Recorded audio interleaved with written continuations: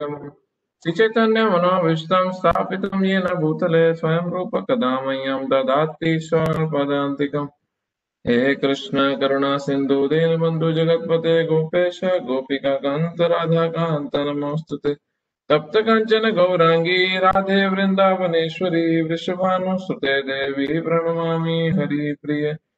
वंशाकल्पतरुभ्यश्च कृपा सिन्धुभ्येव च पतितनाम पावनेभ्यो वैष्णवेभ्यो नमो नमः। श्रीकृष्ण चैतन्य प्रभु नित्यानंद श्री अद्वैत गदाधर शिवासादि गौर भक्त वृंद। हरे कृष्णा कृष्णा कृष्णा हरे हरे, हरे राम राम राम हरे हरे।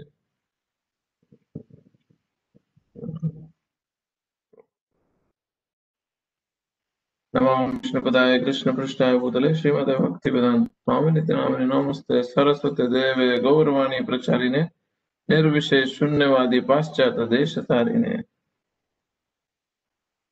हरे कृष्ण। हरे कृष्ण। ओके, तो हमारा आज मोस्टली 14 चैप्टर खत्म हो जाएगा।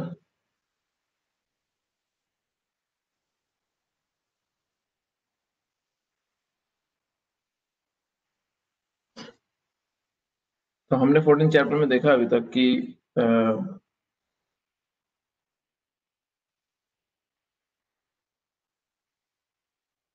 बेसिकली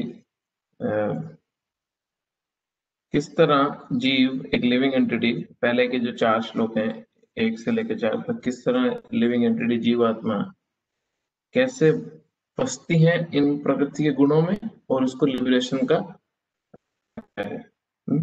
फिर हमने देखा कि किस तरह जो प्रकृति के 3 गुण हैं, जो सत्वगुण रजोगुण तमोगुण, गुडनेस पैशन इग्नोरेंस, वो कैसे बाइंड करते हैं एक प्योर सोल को। वो सोल जिसका कुछ भी लेना देना नहीं है इस जगत से। किसकी बात कर रहे हैं? हमारी आत्मा की, जिसका इस भौतिक जगत से, इस मटेरियल वर्ल्ड से कुछ भी लेना देना नहीं है। किस तरह हम फंसते हैं और किस तरह हम बिहेव करना शुरू करते हैं इन प्रकृति के 3 गुणों के अधीन होके, इसमें फंसने के कारण, इसमें पूरी तरह से ट्रैप होने के कारण। फिर ये था श्लोक नंबर 5 से 9 का। श्लोक नंबर 10 से 13 का सेक्शन जो है वो है जिसमें आता है कि हम ये रिकग्नाइज करते हैं, ये समझ पाते हैं कि कैसे प्रकृति के 3 गुण आपस में फाइट कर रहे हैं। तो कभी मैं सत्वगुण में खुद को महसूस करता हूँ, कभी मैं रजोगुण में रहता हूँ, कभी तमोगुण में, और ये फाइट मेरी कॉन्स्टेंटली चलती रहती है। कॉन्स्टेंटली ये बैटल चल रहा है। ये है श्लोक नंबर 10 से 13। फिर है श्लोक नंबर 14 से 18 जो हमने लास्ट क्लास में किया कि इन 3 गुणों के अंदर हम फंसे तो हैं, अब हम किस तरह से एक्ट करें, किस तरह से हम अपने जीवन शैली जिए और किस तरह से अपना शरीर त्यागें ताकि इन प्रकृति के 3 गुणों से बाहर निकला जा सके। किस तरह एक व्यक्ति अपना जीवन जिए और किस तरह अपना शरीर त्यागे, वो हमने लास्ट के सेक्शन में श्लोक नंबर 14 से 18 में पढ़ा था। अब आज हम जो सेक्शन करने वाले हैं वो सबसे इंटरेस्टिंग है इस चैप्टर का, पूरे चैप्टर का। क्यों? क्योंकि आज जो हम श्लोक नंबर 19 से 27 तक करने की कोशिश करेंगे, उसमें क्या भगवान ने विधि बताई है कि अभी तक तो उन्होंने ये प्रकृति के गुण काम कैसे करते हैं वो समझाया था, कैसे हमारे को बांधते हैं वो समझाया था, कैसे आपस में फाइट करते हैं वो समझाया था। अब भगवान इन श्लोकों में ये बताएंगे कैसे इन प्रकृति के 3 गुणों से परे जाना है, कैसे ट्रांसेंड करना है, कैसे इन तीनों गुणों के ऊपर उठना है और आध्यात्मिक स्तर पे, स्पिरिचुअलिटी के स्तर पे अपना जीवन कैसे जीना है। श्लोक नंबर 19।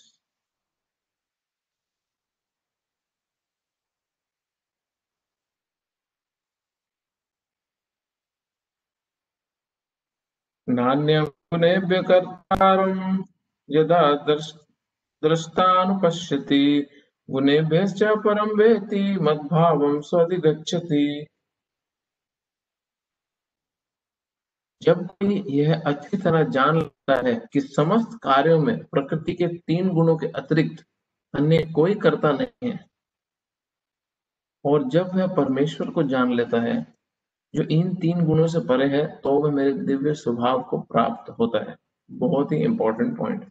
जब हम ये जान लेते हैं कि जितने भी काम हो रहे हैं, जितने भी काम हो रहे हैं, उसमें जो डूअर है, जो करता है, जिसके कारण ये काम हो रहा है, जब तक हम ये नहीं समझ लेते कि वो प्रकृति के 3 गुण हैं, हाँ, और हम परमेश्वर परमात्मा को नहीं जान लेते जो इन 3 गुणों के परे है, तब तक हमारा स्पिरिचुअल नेचर को प्राप्त करना, दिव्य स्वभाव को प्राप्त करना नामुमकिन है।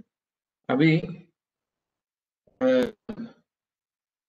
इसका मतलब क्या है ये जानना कि किस तरह प्रकृति के 3 गुण कार्य कर रहे हैं, वो हम तात्पर्य में देखेंगे। बहुत बहुत इंपॉर्टेंट टॉपिक है ये, क्योंकि तीसरे चैप्टर में कृष्ण ने इस पे हिंट किया है ऑलरेडी, और ये चैप्टर में भगवान इस पे एलैबोरेट करेंगे।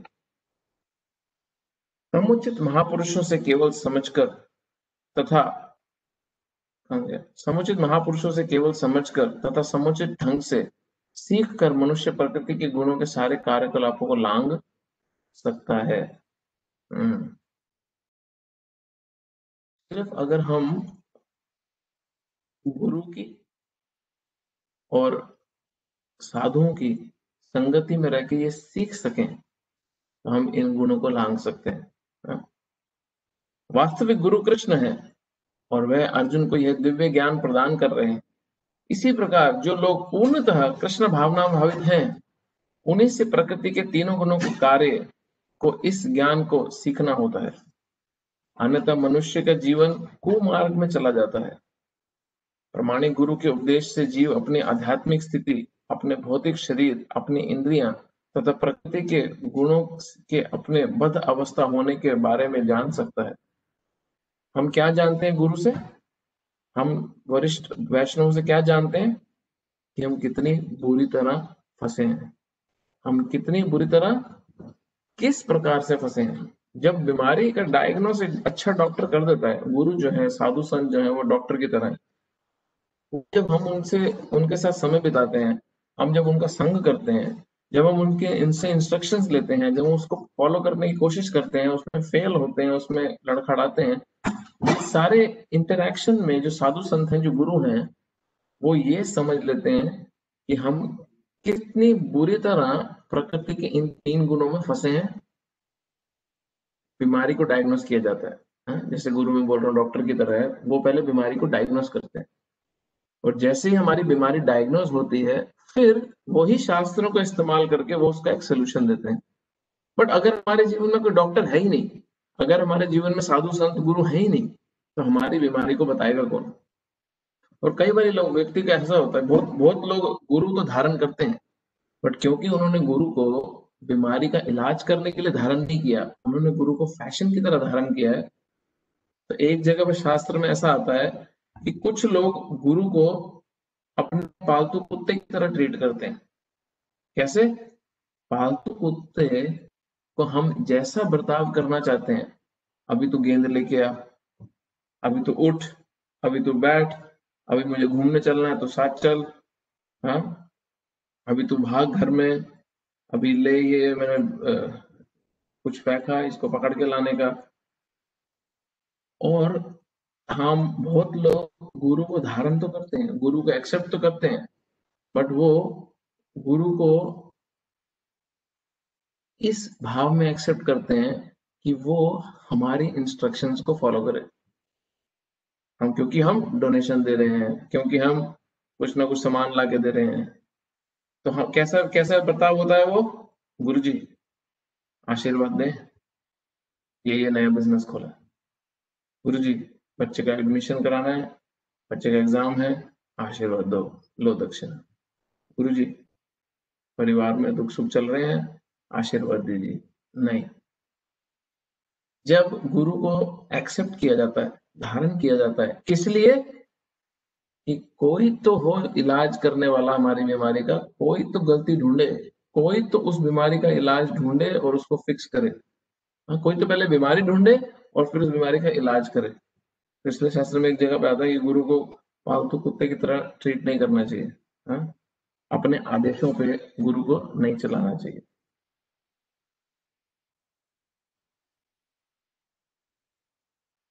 वह इन गुणों की जकड़ में होने से असहाय होता है।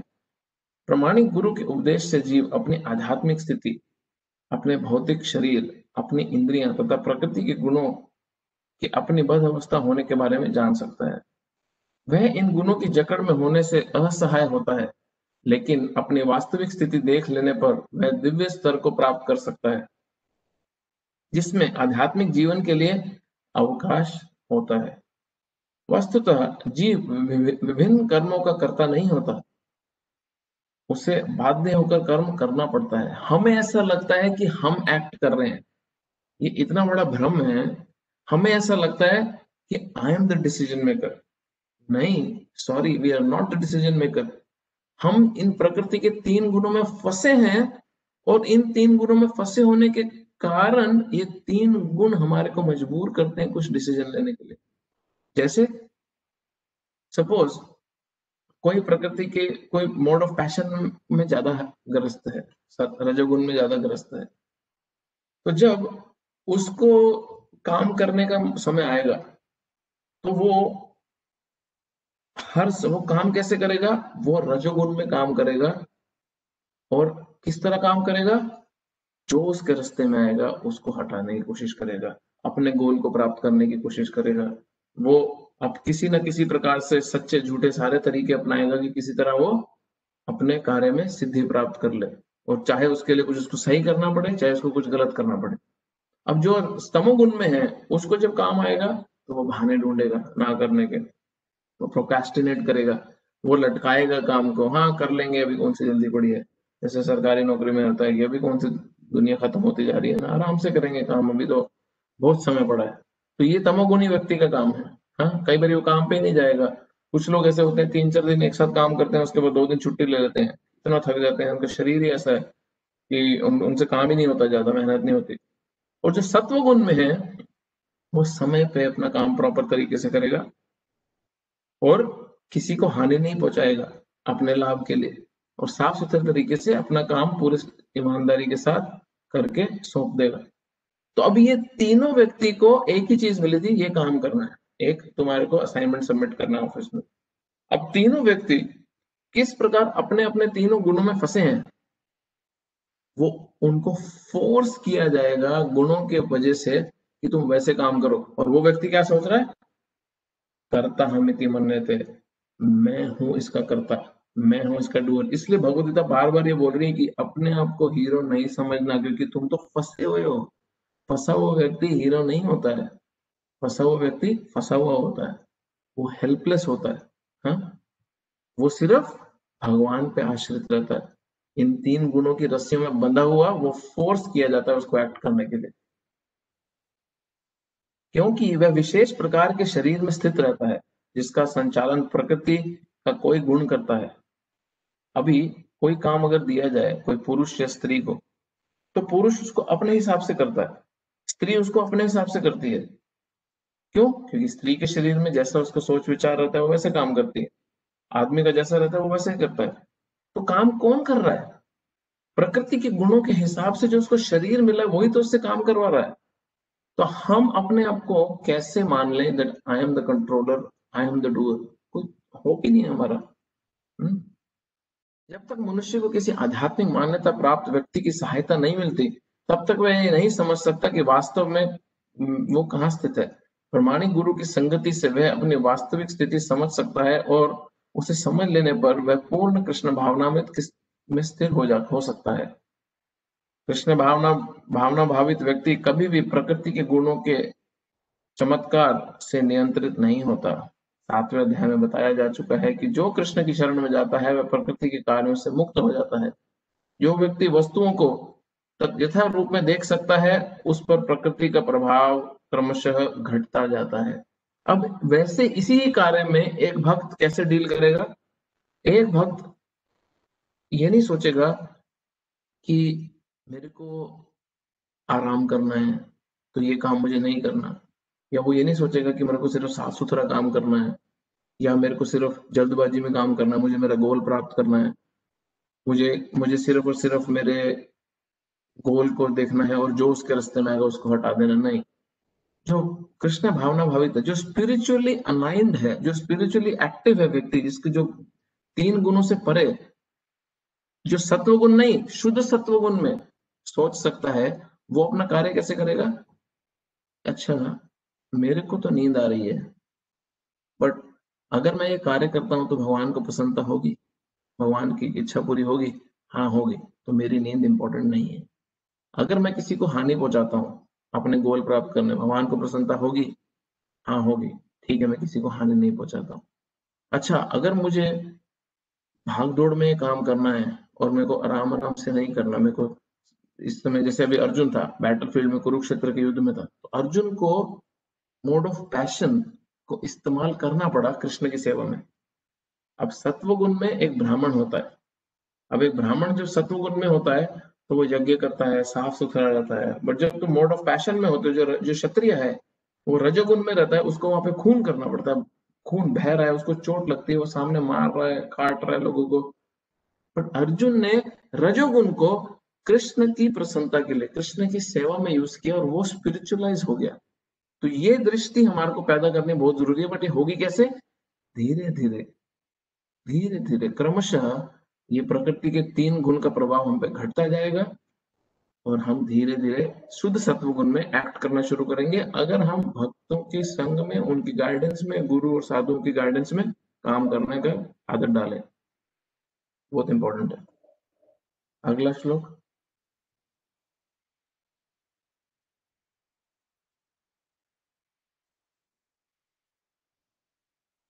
गुणानेतान् अतीत्यात्रेन् देहि देहा समुद्भवान् जन्म मृत्यु जरा दुःखे विमुक्तो मृतम् आश्नुते।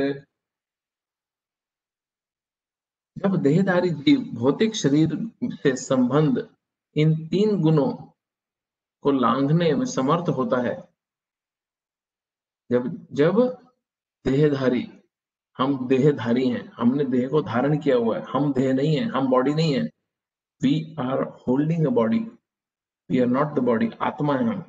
जब देहधारी जीव भौतिक शरीर से संबंध इन तीनों गुणों को लांघने में समर्थ होता है, जब वो एक्चुअली ट्रांसेंड कर जाता है, कोई आत्मा ये समझ के कि मैं इन 3 गुणों से परे हूं, मैं तो प्योर सोल हूं, मैं तो भगवान का अंश हूं, मैं क्यों इन 3 गुणों में फंसी हूं, तो वह क्या होता है, उसको जन्म मृत्यु बुढ़ापा तथा अनेक कष्टों से मुक्त हो जाता है, हो सकता है, इसी जीवन में अमृत को भोग कर सकता है।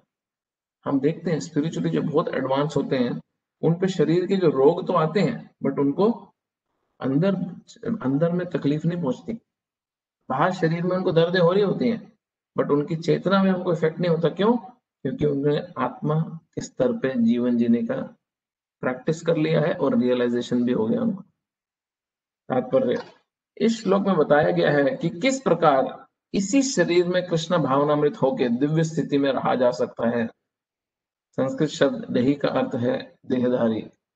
यद्यपि मनुष्य इस भौतिक शरीर के भीतर रहता है, लेकिन अपने आध्यात्मिक ज्ञान की उन्नति के द्वारा वह प्रकृति के गुणों के प्रभाव से मुक्त हो सकता है।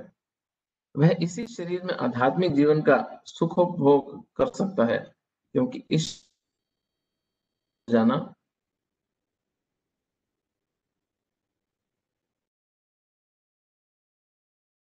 शरीर में आत्मिक सुख दूसरे भाव में अवपाश से मुक्ति का संकेत है, और अध्याय 14 में इसकी व्याख्या की जाएगी। 14 नहीं, क्या नंबर है? 15।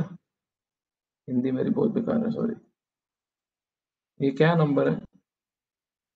17 है शायद। 17 में इसकी, अच्छा हाँ, 17 में भी, क्योंकि 3 गुणों के बारे में डिस्कस 18 है, वो 8 है, 8 है क्या? 18 है। ठीक है, 18 में इसकी की जाएगी। आई थिंक ये सर्वधर्मान परित्यज्य श्लोक की बात हो रही है। जब मनुष्य प्रकृति के गुणों के भाव से मुक्त हो जाता है, वह भक्ति में प्रविष्ट होता है। Simple understanding. नेक्स्ट।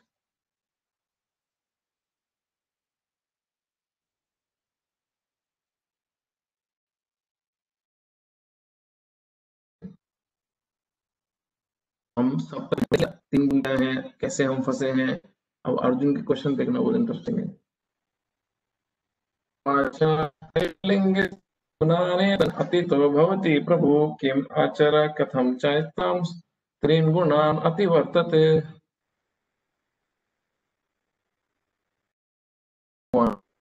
जो इन 3 गुणों से किन लक्ष्य के द्वारा जाना जाता है, उसका क्या होता है, और वह प्रकृति के गुण के किस को प्रकार लांघता है। 3 क्वेश्चन। कैसे जाने कि ये व्यक्ति गुणों से परे है। सेकंड, उसका आचरण क्या है, उसका हैबिट्स क्या है, उसका कैरेक्टरिस्टिक्स क्या है। तीसरा, गया तीनों इस प्रकार होता है। तात्पर्य, इस श्लोक में अर्जुन के प्रश्न अत्यंत उपयुक्त हैं। उस पुरुष के लक्षण जानना चाहता है जिसने भौतिक गुणों को लांघ लिया हो। सर्वप्रथम वह ऐसे दिव्य पुरुष के लक्षण के विषय में जिज्ञासा कर रहा है कि कोई कैसे समझे कि उसने प्रकृति के गुणों के प्रभाव को लांघ लिया है। पूरा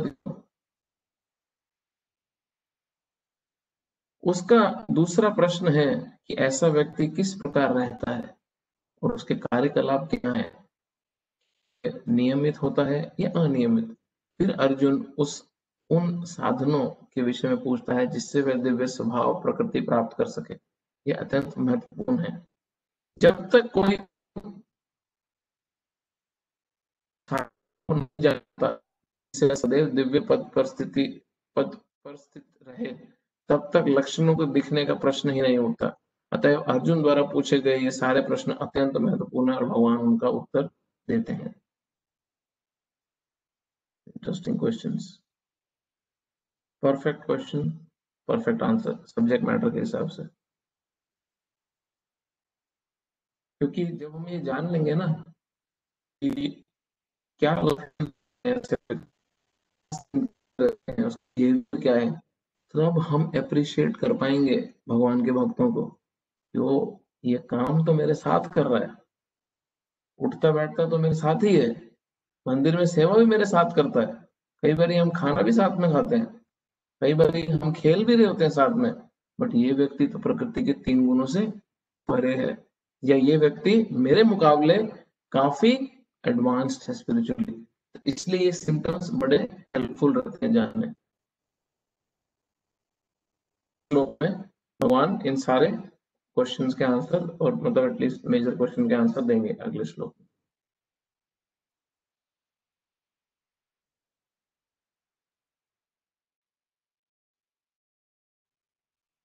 प्रकाशतः प्रवृत्तिं च मोहम् एव च पांडव न द्वेषति संप्रवृत्तानि न निवृत्तानि कांक्षति उदासीनो गुणर्यो न विचाल्यते गुणा वर्तन्ते इति एवं यो अवतिष्ठति नेङ्गते समदुःख सुखाय स्वस्थ समलोष्टास्मु काञ्चनः तुल्यप्रियो धीरस्तुल्य निन्दात्मसंस्तुतिः मनापमानयोस्तुल्यमित्रादिपक्षयोः सर्वारंभ परित्यागी गुणातीत स उच्यते।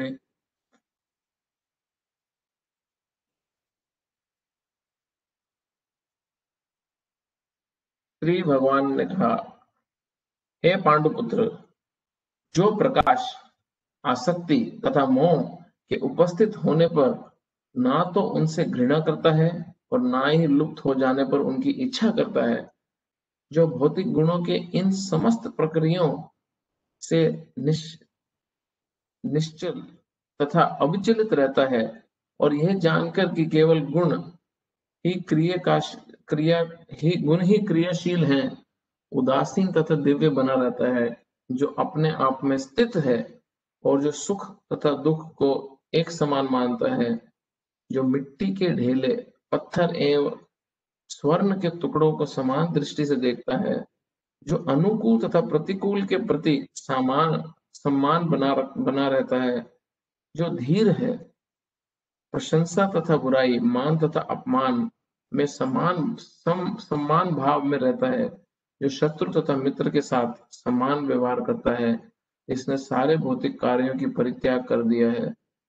ऐसे व्यक्ति को प्रकृति के गुणों से अतीत कहते हैं। ये सुन के मन करता है किताब बंद करें, घर चलते हैं, अपने बस की नहीं है? और भगवान बहुत क्लियर डेफिनेशन दे रहे हैं, भगवान बहुत क्लियर डेफिनेशन दे रहे हैं, है कौन जो प्रकृति के गुणों से परे का व्यक्ति है। और हम देखते हैं, हम जितने ज्यादा आसपास अपने एडवांस डिवोटीज को देखते हैं, हम देखते हैं कि अरे कितनी ज्यादा परसेंटेज में उनमें ये क्वालिटीज है, हाँ? जो आसक्ति, इल्यूमिनेशन, किसी भी प्रकार उसको हेट नहीं करते, है तो भी बुरा उनको तकलीफ नहीं है, नहीं है तो भी उनको तकलीफ नहीं रहती।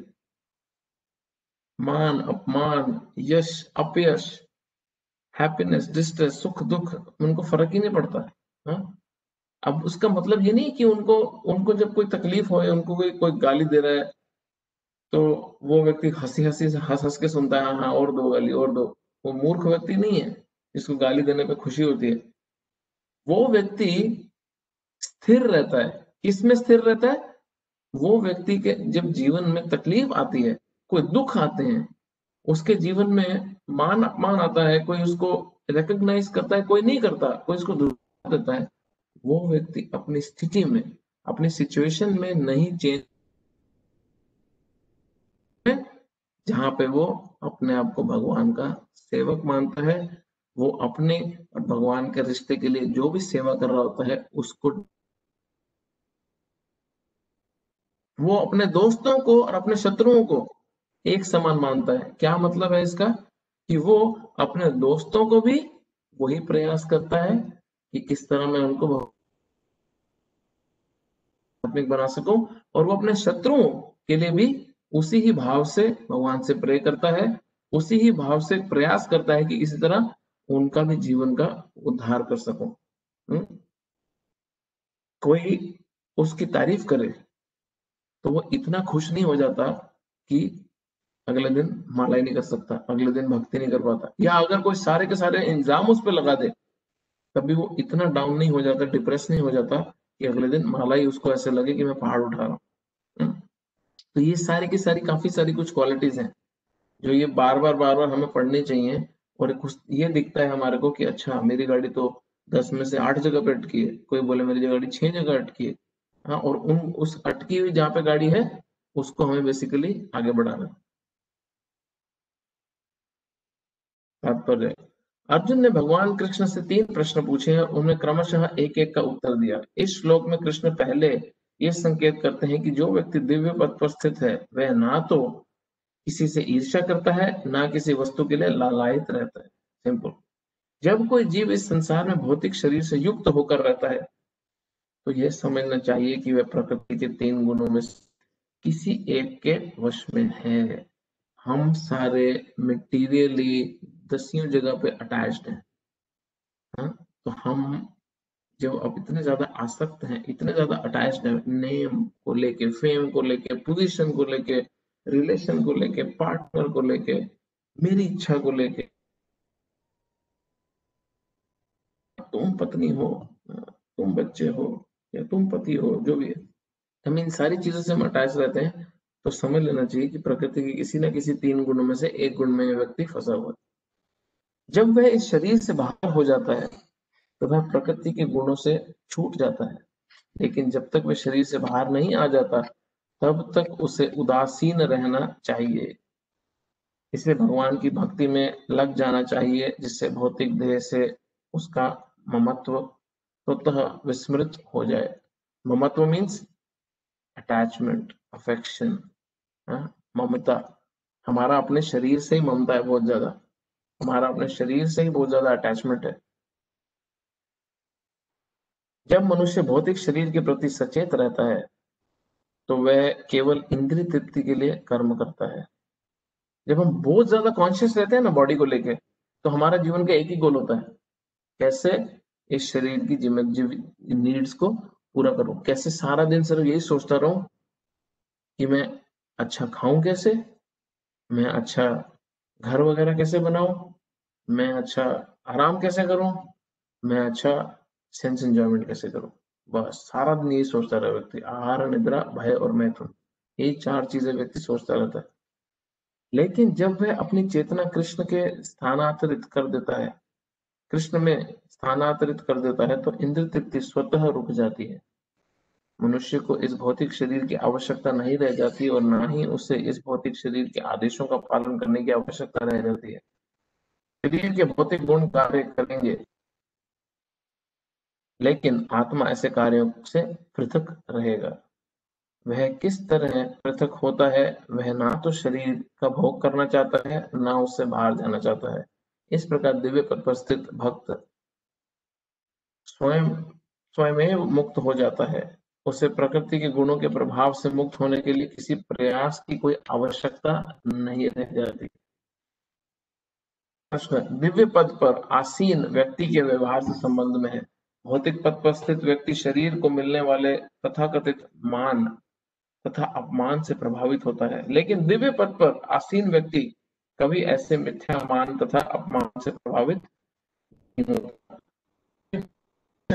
ऐसे व्यक्ति के सिम्टम्स क्या हैं जो 3 गुणों से परे है? अब ये उसके सिम्टम्स के बारे में हमारी बात हो रही है कि उसको मान अपमान से फर्क नहीं पड़ता। हम कई बार प्रचार करते हैं और सामने वाला मुंह पे गाली देके चला जाता है, तो हम क्या रोने बैठ जाए, प्रचार छोड़ दें कि कोई तो हमारे को अप्रिशिएट ही नहीं कर रहा है यहाँ पे? नहीं, फर्क ही नहीं पड़ता। वह कृष्ण भावनामृत में रह के अपना कर्तव्य निभाता है और इसकी चिंता नहीं करता कि कोई व्यक्ति उसका सम्मान करता है या अपमान। हाँ? अभी कोई क्लास दे रहा है, कभी किसी क्लास में 100 लोग आ जाते हैं, कभी 50 लोग आ जाते हैं, कभी 10 लोग आते हैं। तो ऐसा नहीं है जिस दिन क्लास देने बैठे और 12 लोग हों वो बोले सॉरी आज क्लास नहीं है, आज क्लास कैंसिल। नहीं, क्यों? क्योंकि वो भगवान की प्रसन्नता के लिए भगवान के बारे में बात कर रहे हैं और उसमें जो कोई सुन ले वो तो एक्स्ट्रा बोनस है। जो उसके कर्तव्य के अनुकूल वस्तु की आवश्यकता नहीं रहती, चाहे वह पत्थर हो या सोना। वह प्रत्येक व्यक्ति जो कृष्ण भावनामृत के संपादन में उसकी सहायता करता है, अपना मित्र मानता है, वह अपने तथाकथित शत्रुओं से भी घृणा नहीं करता। युधिष्ठिर महाराज इस कैटेगरी के थे। युधिष्ठिर महाराज का एक नाम था अजात शत्रु। अजात शत्रु means who is born without any enemy. उनके मन में किसी के भी प्रति कोई वैर, उनकी ये हो सकती है लोगों के मन में दुर्योधन के थी, बट वो फिर भी दुर्योधन के प्रति एनिमिटी नहीं रखते थे। उनके मन में दुर्योधन के प्रति फिर भी घृणा की भावना नहीं थी। वह संभाव वाला होता है और सारी वस्तुओं को समान धरातल पर देखता है, क्योंकि वह इससे भली भांति जानता है कि उसे इस संसार में कुछ भी लेना देना नहीं है। हम ये एक लाइन अगर समझ लें, हम अपने आप को बड़े बड़े ड्रामों से, बड़ी बड़ी प्रॉब्लम से बचा सकते हैं। कि मिल गया, मेहनत करी थी, ठीक है, नहीं मिला तो क्यों रोना, क्यों पकड़ के बैठना? क्योंकि अल्टीमेटली असलियत में मुझे इस जगत से कुछ लेना देना नहीं है। सिर्फ 10, 15, 20, 30, 40 साल की बात है, उसके बाद मेरे को इस कचरे से बाहर निकलना है। मुझे प्रकृति के 3 गुणों से परे जाना है। तो जब तक मैं यहाँ पे हूँ, अपनी ड्यूटीज को, अपने रिश्तेदारी को प्यार से, अफेक्शन से और जिम्मेदारी से निभाएंगे, बट अंदर ही अंदर अपना मन, अपनी अटैचमेंट कहाँ जोड़ते जाएंगे। और उसको पता है कि मेरे प्रयास के कारण कुछ मुझे मिला तो भगवान की कृपा है, नहीं मिला तो भगवान की कृपा है। और जब नहीं मिला तो वो रोना धोना नहीं मचाता, ना सोचती ना कांक्षती। हाँ, वो हैंकर नहीं करता और कुछ नहीं मिला तो वो रोने बैठने नहीं जाता। हाँ, क्यों? क्योंकि उसको ये क्लियर है मन में, मुझे इस कचरे में फंस तो गया हूं, मैं इस कचरे में, बट मुझे यहाँ पे रहना नहीं है परमानेंटली। मुझे यहाँ से निकलना है, मुझे कुछ नहीं चाहिए इस जगह से। हाँ, कुछ नहीं चाहिए। उसे सामाजिक तथा राजनीतिक विषय तनिक भी प्रभावित नहीं कर पाते, क्योंकि वह क्षणिक उथल पुथल तथा उत्पातों की स्थिति से अवगत कर्म नहीं करता। कृष्ण के लिए वह कुछ भी कर सकता है। वेरी इंपॉर्टेंट पॉइंट, ये बहुत इंपॉर्टेंट लक्षण है एक भगवान के भक्त का। वह अपने लिए मेहनत नहीं करना चाहता अपनी। अच्छा आज मुझे ना ये खाना है, तो चल मैं 10 किलोमीटर दूर जाता हूँ, इस दुकान से ये खरीद के लाऊंगा, फिर ये मसाले डालूंगा, फिर ये पकाऊंगा, 2-3 घंटा लगा के 15 मिनट में वो खा लेगा। और उसके लिए बहुत मेहनत करता है। तो सोचा चलो पेट ही भरना है ना, शरीर को चलाना ना, कुछ भी खा लेते हैं, आगे बढ़ो। बट ये बहुत एडवांस भक्त की बात बता रहा हूँ मैं। हाँ, आप लोगों को करने को नहीं कह रहा। जिसकी जिसकी जितनी क्षमता है वो कर सके तो अच्छा है। बट जो भगवान का जो शुद्ध भक्त है, वो क्या करता है, वो कृष्ण के लिए कुछ भी कर सकता है। हाँ? अब ये सारे हम जब ये पढ़ रहे हैं ना एग्जाम्पल्स, ये सारे कैरेक्टरिस्टिक्स पढ़ रहे हैं, और अगर कोई प्रभुपाद जी का जीवन जानता है, तो ये सारे ऐसे फिट होते हैं प्रभुपाद पे कि एकदम सटीक तरीके से। प्रभुपाद दिल्ली में 1959 या 60 में मैगजीन प्रिंट करके सड़क पे बांटते थे, बैक टू गॉडेड मैगजीन। और कई बारी वो ब्रेकफास्ट नहीं खाते थे, इसलिए ताकि 25 पैसे बचा लें मैगजीन को प्रिंट कराने के लिए। वही व्यक्ति सिर्फ 6-7 साल बाद विश्व गुरु बना, पूरे वर्ल्ड में ट्रैवल किया, करोड़ों करोड़ों का प्रॉपर्टी आया, और स्वभाव क्या रहा, same. Everything for Krishna, nothing for me. सब कुछ कृष्ण के लिए, मेरे लिए कोई कभी नहीं। हाँ? उनके भक्तों को, प्रभुपाद जी के शिष्यों ने उनको बड़े बड़े कमरे, बड़े बड़े होटल रूम बुक करे, बड़े बड़े पैलेस, वो उनकी सेवा को स्वीकार करके वहां पर रहे। जब वो ऐसी जगह गए, उन शिष्यों ने झोपड़ी बनाई थी उनके लिए, लिटरली झोपड़ी, जमीन पे सो रहे थे, मच्छरों के बीच में सो रहे थे, कोई वहां पे नहीं था, मच्छरदानी लगा के सोना पड़ रहा था, तो वहां पे भी वो 10-10 दिन रहे। क्यों? क्योंकि इन डुअलिटीज में अच्छा है, बुरा है, नाम है, अपमान है, मान अपमान है, नाम है, शोहरत है नहीं है, उससे फर्क ही नहीं पड़ता। बोल क्या था, कृष्ण के लिए मैं कुछ भी कर सकता हूँ, लेकिन अपने लिए मैं किसी प्रकार का प्रयास नहीं करता। ऐसे आचरण से मनुष्य वास्तव में दिव्य पद पर स्थित हो सकता है। ऐसे आचरण से तात्पर्य की लास्ट लाइन है, हम दिव्य पद पर स्थित हो सकते हैं अगर हम कुछ समय अपने दिन में, सारा समय करना तो बहुत बड़ी बात है, बट एटलीस्ट कुछ समय तो केवल और केवल भगवान की प्रसन्नता के लिए, केवल, ओनली, अपना कुछ भी नहीं, सेल्फलेस, कंप्लीटली। ये प्रैक्टिस बड़ी अच्छी है, और ये सबसे अच्छी ये प्रैक्टिस कब होती है, जब हम भगवान के गुणों का, भगवान के नाम का प्रचार करते हैं, क्योंकि वो सिर्फ और सिर्फ केवल भगवान के प्रसन्नता के लिए हो रहा होता है, या होना चाहिए एटलीस्ट।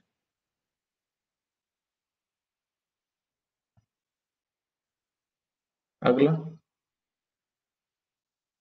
बहुत ही अगला श्लोक, 26वां श्लोक, सबसे इंपॉर्टेंट श्लोक है इस चैप्टर का।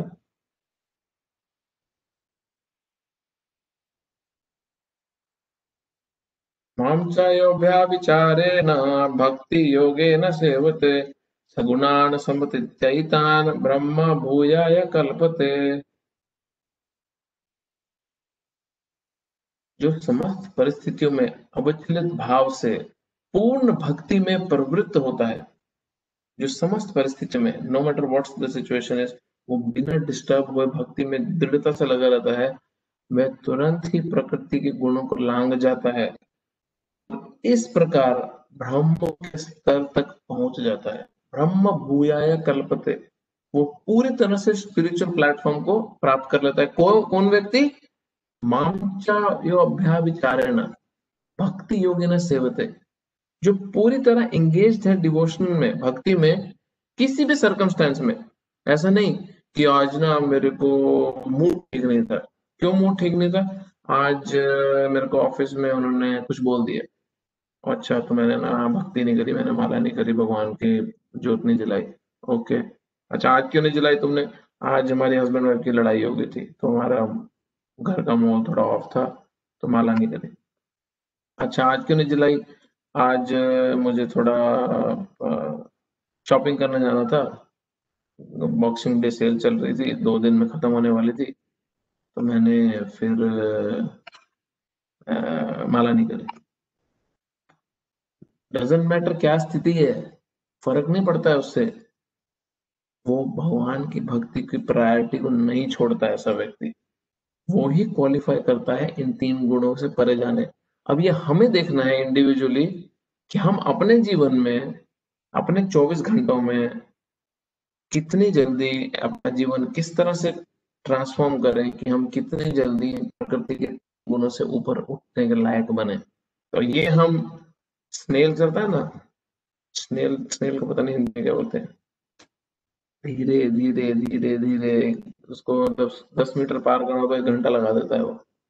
या तो स्नेल की चाल चल रहे हम भक्ति में, या हम चीते की चाल चले। चीते की भी नहीं चल सकते तो एटलीस्ट मीडियम, तो एटलीस्ट बेसिक्स तो ठीक रखें अपने। धीरे धीरे चलने का फायदा है, बट इतना नहीं है।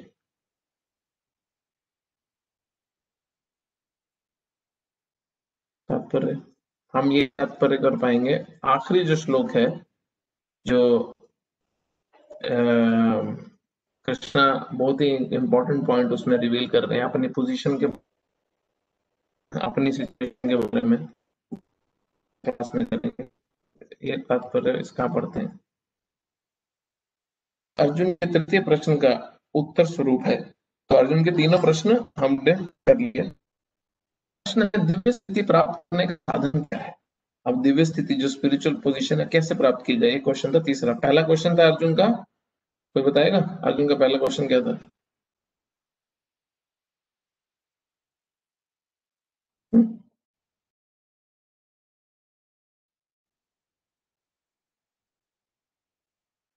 कैसे साधु को जाना है, क्या ट्रांसेंडेंट।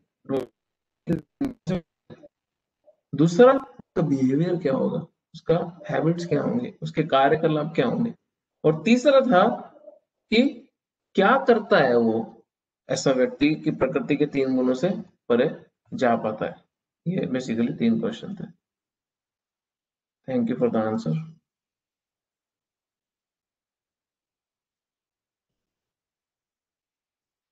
यह श्लोक अर्जुन ये हो गया। जैसा कि पहले बताया जा चुका है, यह भौतिक जगत प्रकृति के गुणों के चमत्कार के अंतर्गत कार्य करता है। मनुष्य को गुणों के कर्म से विचलित नहीं होना चाहिए। उसे चाहिए कि वह अपनी चेतना ऐसे कार्यों में ना लगाकर उसे कृष्ण कार्यों में लगाए। कृष्ण कार्य भक्ति युग के नाम से विख्यात हैं। इनमें सदैव कृष्ण के लिए कार्य करना चाहिए। इसमें ना केवल कृष्ण ही आते हैं, अपितु उनके विभिन्न पुरुष पूर्ण अंश भी सम्मिलित हैं, यथा राम तथा नारायण। सब उनके असंख्य अंश हैं। जो कृष्ण को किसी भी रूप या उनके पूर्ण में प्रवृत्त होता है, उसे दिव्य पद पर स्थित समझना चाहिए। यह ध्यान देना होगा कि कृष्ण के सारे रूप पूर्णतः दिव्य और सच्चिदानंद स्वरूप हैं। ईश्वर के ऐसे रूप सर्वशक्तिमान तथा सर्वज्ञ होते हैं और उनमें समस्त दिव्य गुण पाए जाते हैं। देव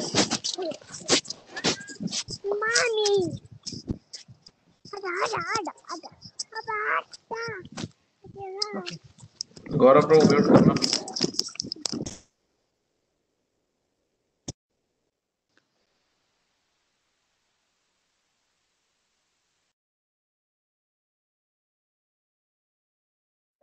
ईश्वर के ऐसे रूप सर्वशक्तिमान तथा सर्वज्ञ होते हैं और उनमें समस्त दिव्य गुण पाए जाते हैं। अतएव यदि कोई कृष्ण या उनके पूर्णांशों की सेवा में दृढ़ संकल्प के साथ प्रवृत्त होता है, तो यदि भी प्रकृति के गुणों को जीत पाना कठिन है, लेकिन वह उन्हें सरलता से जीत सकता है। इसकी व्याख्या 7वें अध्याय में पहले ही की जा चुकी है। कृष्ण की शरण ग्रहण करने पर तुरंत ही प्रकृति के गुणों के प्रभाव को लांघा जा सकता है। कृष्ण भावनामृत या कृष्ण भक्ति में होने का अर्थ है कृष्ण के साथ समानता प्राप्त करना। अगर कोई स्पिरिचुअली फुल्ली एक्टिव है तो वो और भगवान का जो ट्रांसेंडेंटली जो स्पिरिचुअली जो पोजीशन है वो सेम हो जाता है। इसका मतलब ये नहीं कि वो भगवान बन जाता है, इसका मतलब ये है कि वो गॉडली हो जाता है। उसमें भगवान के काफी गुण आ जाते हैं, जिसके कारण उसका स्पिरिचुअल ट्रांसफॉर्मेशन होता है, और वो भी दिव्य स्वरूप, दिव्य रूप में, दिव्य स्वभाव में, दिव्य हैबिट्स में काम करने लगता है, जो भगवान का भी स्वभाव है। भगवान कहते हैं कि उनकी प्रकृति सच्चिदानंद स्वरूप है और सारे जीव परम के अंश हैं। जिस प्रकार सोने का कण सोने की खान के अंश हैं, इसी प्रकार जीव अपनी आध्यात्मिक स्थिति में सोने के समान या कृष्ण के समान गुण वाला होता है। Interesting point. आपके पास 1 ग्राम सोना है और एक सोने की खान में करोड़ों किलो सोना है। क्वालिटी वाइज दोनों सोना सेम होगा, बट हम छोटे से अंश हैं भगवान के, और भगवान तो विभु हैं। हम अणु हैं, वो विभु हैं, वो बहुत बड़े हैं, बट हमारी क्वालिटी वाइज हम सेम हैं। तो अगर हम उस दिव्य स्थिति को प्राप्त कर लेते हैं जो आत्मा के स्तर पे उसकी होती है भगवान से रिलेशन में, तो हम में और भगवान में गुणों के पॉइंट ऑफ व्यू से, क्वालिटीज के पॉइंट ऑफ व्यू से, क्वांटिटी नहीं, क्वालिटी के पॉइंट ऑफ व्यू से बहुत सिमिलैरिटी आ जाती है। किंतु ठीक है, व्यस्तित्व का अंतर बना रहता है, अन्यथा भक्ति योग का प्रश्न ही नहीं उठता। Important point. अगर हम ही भगवान बन गए तो फिर भक्ति की जरूरत क्या है, क्योंकि भक्ति किसके बीच में होती है, भक्त और भगवान में। तो अगर भक्ति भगवान बन गया तो फिर भक्ति गाएगी। भक्ति योग का अर्थ है कि भगवान है, भक्त है, तथा भगवान और भक्त के बीच में प्रेम का आदान प्रदान चलता रहता है। ये 3 चीजें भक्ति योग में होती हैं। अतएव भगवान में और भक्त में 2 व्यक्तियों का व्यस्तित्व वर्तमान रहता है, अन्यथा भक्ति योग का कोई अर्थ नहीं है। यदि कोई भगवान जैसे दिव्य स्तर पर स्थित नहीं है तो वह भगवान की सेवा नहीं कर सकता। उदाहरणार्थ, राजा का निजी सहायक बनने के लिए कुछ योग्यताएं आवश्यक हैं। इस तरह भगवत सेवा के लिए योग्यता है कि ब्रह्म बनना जाए या भौतिक कल्मशों से मुक्त हुआ जाए। वैदिक साहित्य में कहा गया है, ब्राह्मणों संबंधों प्राप्त ब्रह्मो, हाँ इंटरेस्टिंग, हाँ नहीं, ब्रह्मैव सन ब्रह्मपि एति, ब्रह्मैव सन ब्रह्मपि एति। इसका अर्थ है कि गुणात्मक रूप से मनुष्य को, हाँ गुणात्मक रूप से, क्वालिटी वाइज, हाँ मनुष्य को ब्रह्म से एकाकर हो जाना चाहिए, मीन्स पूरी तरह स्पिरिचुअल हो जाना चाहिए क्वालिटी में। लेकिन ब्रह्मत्व प्राप्त करने पर मनुष्य, ब्रह्मत्व प्राप्त करने पर मनुष्य व्यष्टि आत्मा के रूप में अपने शाश्वत ब्रह्म स्वरूप को खोता नहीं है। हाँ, स्पिरिचुअली कोई अगर एनलाइटन हो जाता है, हाँ आध्यात्मिक स्तर को कोई प्राप्त कर लेता है, तो उसका मतलब ये नहीं है कि वो भगवान बन गया। उसकी इंडिविजुअल आइडेंटिटी इंटैक्ट रहती है, उसमें कंफ्यूजन नहीं होनी चाहिए बिल्कुल भी। अभी हमारा नेक्स्ट श्लोक है जिसमें भगवान क्या बता रहे हैं कि जो ब्रह्म ज्योति है, जिसको निरंकार परम ब्रह्म बोला जाता है, जिसके बारे में लोग कहते हैं कि उस प्रकाश को हमने प्राप्त करना है, जो जो जो भी निरंकार ब्रह्म ज्योति के को प्राप्त करने का प्रयास कर रहे हैं, जिसको सचखंड बोला जाता है, या जिसको जिसको ब्रह्म ज्योति बोला जाता है, या जिसको दिव्य प्रकाश बोला जाता है, जो भी अगर इस श्लोक में भगवान बता रहे हैं कि वो जो ब्रह्म प्रकाश है, जो 27वां श्लोक है, वो मेरे पे टिका हुआ है। ये बहुत स्ट्रॉन्ग स्टेटमेंट भगवान दे रहे हैं। ये रेफरेंस है जिसमें भगवद गीता में खुद भगवान बता रहे हैं कि जो इम्पर्सनल, जो निराकार ब्रह्म ज्योति है, वो मेरे पे टिकी हुई है। आई एम द बेसिस, मैं उसका आधार हूँ। वो हम नेक्स्ट टाइम करेंगे, और उसके बाद ये चैप्टर का रिकैप करके हमारा ये चैप्टर खत्म, और नेक्स्ट वीक हम 15 चैप्टर को स्टार्ट कर देंगे। हरे कृष्णा। कोई क्वेश्चन है किसी का? काफी कुछ डिस्कस हुआ आज, स्ट्रॉन्ग पॉइंट्स भी थे। हरे कृष्ण प्रभु। हाँ जी प्रभु। प्रभु मेरा एक क्वेश्चन है कि जैसे अर्जुना ने 3 क्वेश्चन ये पूछे थे कि क्या भगवद गीता बंद कर समाचार। दो। Yes, तो मेरा प्रश्न है कि अर्जुन ने जैसे 3 क्वेश्चन पूछे कि क्या सिम्टम्स हैं और उसका क्या क्या कैसा आचरण रहता है उस इंसान का, और वो कैसे इन तीनों मोड से निकलता है। तो भगवान ने बताया उसको कि बिहेवियर के बारे में बताया कि हैप्पीनेस डिस्ट्रेस में सब में समान रहता है उसका। फिर वो बताया कि कैसे कौन है वो, जो जिसके सिम्टम्स क्या होते हैं वो सब बताया। बट ये बात नहीं समझ में आया कि भगवान ने बताया कि उसका सोल्यूशन कि कैसे निकलना है। वन हु एंगेजेस, जो भी अपने आप को पूरी तरह डिवोशनल सर्विस में अविचलित भाव से करता है, बट वो वही तो नहीं होता। वो करना कैसे, अविचलित भाव आएगा कैसे? मतलब भगवान ने बोला कि अविचलित भाव लाना है, बट वो आएगा कैसे? यही तो नहीं हो रहा। इसीलिए 22वें श्लोक से प्रभुपाद शुरू, 22वें नहीं सॉरी 19वें श्लोक से प्रभुपाद शुरू हो गए ये बताना, ये जो अविचलित भाव है ये साधु और गुरु की संगति में, उनकी शरण में रह के सेवा करने से आता है। क्यों? क्योंकि जो चीज हमारे पास है नहीं वो हमारे को किसी से तो लेनी पड़ेगी। हाँ, जैसे जैसे हम देखते हैं कि किसी व्यक्ति में, कोई व्यक्ति में सिगरेट पीने की आदत नहीं है। हाँ, तो वो आदत कहां से लाता है? अपने दोस्ती से। किसी व्यक्ति में मांस खाने की हैबिट ही नहीं है, तो वो हैबिट कहां से लाता है? अपनी दोस्ती से, अपने आसपास के लोगों से, चाहे रिश्तेदारी में जैसे भी जो उसकी संगत है। उसी प्रकार कई बार हम देखते हैं कि व्यक्ति में सेल्फलेस सेवा करने की हैबिट नहीं है, व्यक्ति में इन 3 गुणों के ऊपर जाके कुछ समय के लिए भी सेवा करने के स्वभाव नहीं है। बट जब वो निस्वार्थ भक्ति जो कर रहे हैं, निस्वार्थ जो सेवा कर रहे हैं, जो लगे हुए अपना जीवन देके भगवान की सेवा करने में, जब उनके साथ समय बिताता है और उनको देखता है वही सेम चीज करते हुए जो वो कर रहा है, तो उसमें भी ये ग्रेजुअली ग्रेजुअली धीरे धीरे ये आदत डेवलप होती है।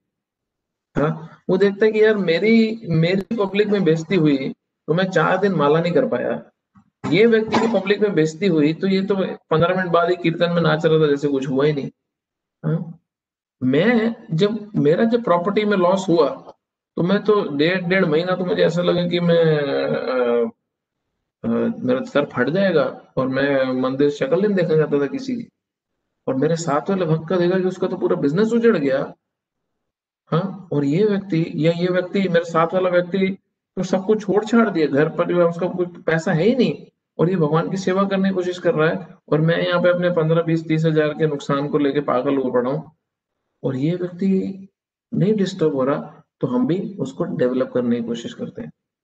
ये तो हुआ एक्सटर्नली, हमारे को एक अच्छी एसोसिएशन जो मिलती है, तो हमारे पे वो हैबिट्स, वो हमारे पे भी वो प्रैक्टिसेस इंप्लीमेंट करने की हम कोशिश करते हैं। और दूसरा जो एक तरीका, जो इंटरेस्टिंग पार्ट है, जब हम साइमल्टेनियसली भगवान से खुद को कनेक्ट करते हैं, किस तरह से? उनके होली नेम, भगवान के नामों से, भगवान की कथा से, भगवान की सेवा से। जब हम इन 3 माध्यम से भगवान से जुड़ते हैं तो भगवान भी हृदय में परिवर्तन लाने में मदद करते हैं। तो संग से भी परिवर्तन आता है और भगवान के नामों से, भगवान की कथा से भी परिवर्तन आता है। तो हमारे को ये पूरा पूरा का पूरा पैकेज कॉम्बिनेशन चाहिए। फिर हम चाहे विचारे ना भक्ति योगे न सेवते सगुणान समतिता ब्रह्म भूयाय कल्पते, इस स्टेज पे आ पाएंगे। ठीक है, और ये थियोरिटिकल नहीं है, ये आपको अपने जीवन में रेगुलर बेसिस पे प्रैक्टिस करना चाहिए और करना पड़ेगा अगर रिजल्ट्स भक्ति में देखने हैं तो। नहीं तो ये सिर्फ तथाकथित किताबी बातें हो जाएंगी। सुना निकाला, बड़ा अच्छा लगा, बड़ा अच्छा लगा, कितना अच्छा लेक्चर था, वाह वाह वाह वाह, कितना अच्छा लेक्चर था। अगले दिन क्या बोले ये नहीं पता क्या था, लेक्चर बड़ा अच्छा था। तो ये हमारा ये हाल होता है बहुत बारी। मैं बस बता नहीं सकता क्या अच्छा लेक्चर था, जरूर सुनना, तुम जरूर सुनना। था क्या उसमें, तुम्हें क्या पसंद आया वो सब मत पूछो, सब भूल भुला गया, बट तुम जरूर सुनना, बड़ा अच्छा लेक्चर था। तो ठीक है। यस प्रभु, बट तो प्रभु इसमें थोड़ी सी एक शंका हो रही है कि हम जैसे अच्छी एसोसिएशन, या जैसे आपने बोला कि उस डिवोटी को देखो कि जो बिल्कुल विचलित नहीं हो रहा, तो उनके साथ संग करके, तो बट हमें three modes of material nature, जैसे पिछले श्लोक में बोला कि हम फंसे हुए हैं वही हमसे काम करा रहा है, तो वो हमें ये ना करने दे, तो मतलब three modes of material nature हमें भक्तों की एसोसिएशन ही ना लेने दे, मतलब ऐसा भी हो सकता है ना कि हमें डाइवर्ट कर दे वो, तो हाउ डू हाँ, तो ऐसा हो सकता है। फिर उसमें यही एक चीज समझी जा सकती है कि आप अगर अपनी ये बीमारी को पकड़ लिए हो कि आप प्रकृति के 3 गुणों में बहुत बुरी तरह फंसे हो, हाँ, तो अपने आप को एटलीस्ट एटलीस्ट ऐसी जगह पे लाके खड़े कर दो कि भक्त ही लोग आपको पुश करके इंस्पायर करें। हाँ, अपने को जो, देखो जीवन में व्यक्ति के सबसे सबसे खतरनाक अगर कुछ किसी भक्त के साथ हो सकता है ना, सबसे डरावनी चीज अगर हो सकती है तो वो ये है कि वो भक्तों के संगत से अपने आप को दूर ले जाए किसी भी कारण। और कोई भी भक्त उस व्यक्ति के बारे में चिंता नहीं करे कि उसकी प्रगति कैसे होगी। अपने जीवन में मैं आप सबको बोल रहा हूँ, सिर्फ ये सोच के देख लो, कोई ना कोई भक्त कहीं ना कहीं कैसे ना कैसे चिंता कर रहा है कि मैं क्या करूं कि ये व्यक्ति भक्ति में आगे बढ़ जाए। हाँ, दो चीजें, एक तो कोई और भी हमारे लिए चिंता कर रहा है, और दूसरा चीज क्या है, हम भी अपने आप को भक्तों की संगति में रखें। अब सोचो ये दोनों चीजें हट जाएं, पता कितना बुरा हाल होगा हमारा। हम भक्तों की संगति से खुद को पीछे कर लें किसी भी कारण, अहंकार के कारण, पैसे के कारण, लोभ लालच के कारण, नहीं तो भी अपना अपना करेंगे जी, अपना अपना करेंगे। हमने सब सीख लिया भक्ति कैसे करनी है, अब हम अपने घर में अपने आप करेंगे। और दूसरा कोई भक्त हमारी चिंता ही नहीं कर रहे हमारे स्वभाव के कारण, हम ऑरा क्रिएट कर दिया अपने आसपास कि touch me not, touch me not, छूना मत, छूना मत, मुझे कुछ बोलना मत, बोलना मत, मेरे आसपास भटकना मत, भटकना मत। हमने अगर ऐसा ऑरा क्रिएट कर दिया हो तो इमेजिन तो करो। मैं एक बार बैठ के ऐसी सोच रहा था, मैं सच्ची में डर गया, पता ऑनेस्टली, मैं झूठ नहीं बोल रहा, कि अगर ये स्थिति आ जाए मेरे साथ, किसी को फर्क ही नहीं पड़ता। सोचो किसी को फर्क ही नहीं पड़ता आप क्या कर रहे हो भक्ति में, भाड़ में गया, किसी को फर्क नहीं पड़ता, और हमने खुद को भी भक्तों से दूर कर लिया। हमारी होप क्या है? इसलिए बहुत एसेंशियल है, ये बहुत इंपॉर्टेंट है, ये छोटी मोटी बात नहीं है।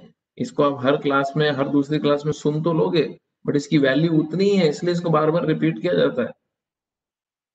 हाँ, ठीक है। यस यस प्रभु, यस। सो बस तो मतलब जब हम ये सिचुएशन आती है, हाँ, तो हम जब देखते हैं कि यार मैं प्रकृति के 3 गुणों में बहुत बुरी तरह फंसा हूं, एटलीस्ट एटलीस्ट अपने को सही जगह पर रख देता हूँ, अपने आप भीड़ मुझे ले जाएगी। जैसे जोक में बोलते हैं ना, अगर कोई बहुत ही बिजी मेट्रो स्टेशन हो दिल्ली बॉम्बे का, आपकी इंटेलिजेंस सिर्फ इतनी है कि मैं सही जगह पर जाके खड़ा हो जाऊं ताकि भीड़ मुझे ट्रेन के अंदर ले जाए, और फिर जब मेरा स्टॉप आने वाला हो, मैं सही जगह पे आके खड़ा हो जाऊं ताकि भीड़ मुझे बाहर ले जाए। अब कोई इतना डम्ब है, अगर कोई इतना ही मेटीरियली अटैच्ड है, कोई इतना ही सेंस एंजॉयर है, कोई इतना बुरी तरह से भौतिक स्थिति में फंसा हुआ है कि उसको ये भी होश नहीं है कि मुझे खुद को कहाँ जाके खड़ा करना है, तो ऐसे व्यक्ति के लिए हम भक्त लोग को कदम उठाने चाहिए उन तक पहुंचने के लिए, प्रचार करने के लिए। और यही प्रचार है, जाके प्रसाद देना लोगों को सोए हुए लोगों को जगाना स्पिरिचुअली। जीव जागो, जीव जागो, गौर चंद्र बोले, हाँ जागो, हाँ भगवान गौर चैतन्य महाप्रभु बोल रहे हैं जोर जोर से, जागो जीव जागो, लो प्रसाद खाओ, लो हरि नाम लो भगवत गीता सुनो, हाँ, आ जाओ क्लास में, आ जाओ, सुन लो, हाँ, किसी तरह भगवान के बारे में सुन लो, क्योंकि उसको इंटरेस्ट ही नहीं है। मुझे ट्रेन में जब मुझे ट्रेन में जाना ही नहीं है, तो मैं सही जगह ढूंढूं क्यों स्टॉप ट्रेन में घुसने के लिए। तो हमारा काम क्या है, भक्त का काम क्या है, उसको जाके बताना कि भैया सही ट्रेन है कौन सी जीवन की। जब उसको पता चल जाता है ओ सही ट्रेन ये है, तो फिर वो समझ जाता है कि हाँ अब मुझे इस जगह पे जाके खड़े होना है ट्रेन में घुसने के लिए। बहुत इंपॉर्टेंट है ये सारे पॉइंट्स, ठीक है। Yes Prabhu, yes Prabhu, thank you so much. एक क्वेश्चन आया है, माला क्या एक जगह बैठ के करना चाहिए, चलते फिरते भी कर सकते हैं? कोशिश यही करनी चाहिए कि माला आपकी एक जगह पे हो, क्योंकि ये आपके और भगवान के बीच में आदान प्रदान है, वन ऑन वन इंटरेक्शन है। बट कई बारी नींद आ रही होती है, कई बारी पैर दर्द करता है, हाँ, ये कई बारी नहीं बैठा जा रहा, कमर में दर्द है, कुछ भी रीजन है, तो थोड़ा सा धीरे धीरे इधर उधर मूव कर सकते हैं। बट गाड़ी में चलते हुए, बाइक चलाते हुए, साइकिल चलाते हुए किश किश राम राम, किश किश राम राम ऐसी माला मत करना। आराम से पीसफुली अकेली जगह में चल रहे हो, अगर चलना पड़ता है 2-5 मिनट के लिए, अपने को रेडी करके फिर आके बैठ जाओ माला करने के लिए, दैट इज ओके। गोल क्या है? बहुत केयरफुली भगवान के नाम सुने जाए जो हम मुंह से अपने जाप कर रहे हैं। और भी क्वेश्चन है किसी का?